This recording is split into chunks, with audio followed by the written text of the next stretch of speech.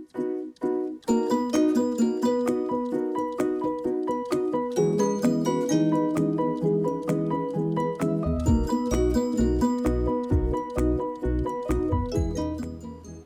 it's Matt from Beko. Today we're going to take you through the steps involved in stacking our Beko dryers on top of our washing machines.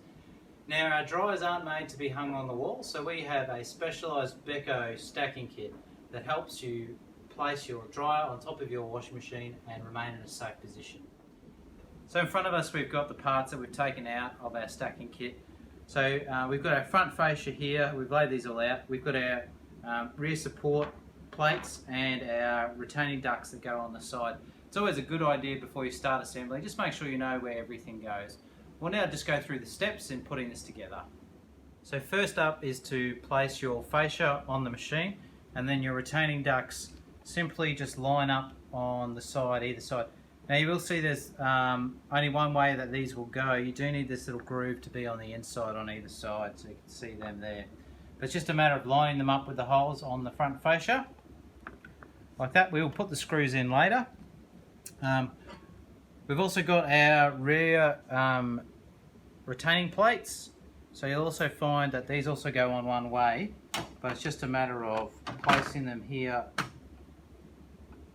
over like that, and you'll find it sits in place, and the same on the other side. It's always a good idea to make sure you know where everything goes before you start screwing things together. We've just screwed together our front fascia and our retaining ducts. Now the next step is to make sure that your front fascia is flush and nice and aligned with the front of your machine. You need to do that before you move to the next step, which is placing the rear plates on the unit. We've now connected the rear support plate. It will slide into place. It is important that you find that the rear piece is snugly set up against the back of the machine. So we've now screwed off our rear support plates to our retaining ducts.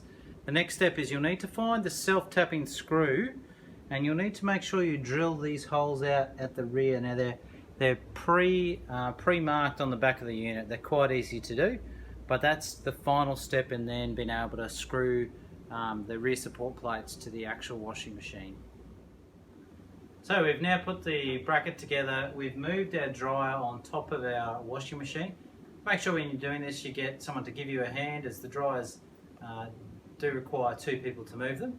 Now prior to connecting or putting the dryer into place, you do need to also wind the front feet down between 4 to 6 turns, because when you do place it on top of the bracket, you will find that the feet need to go inside the little recessed front section just in there.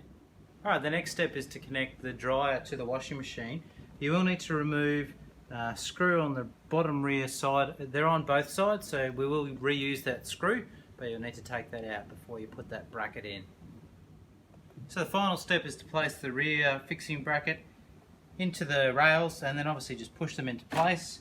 Once you've done that, take the screw that you removed earlier and just screw off either side back into position. After you've screwed everything off, don't forget to place the side screw in the rear support plate for additional stability. So that's the steps in connecting your universal stacking kit to a Beko washer and a Beko dryer. That'll keep your Beko dryer in a safe position for the years to come.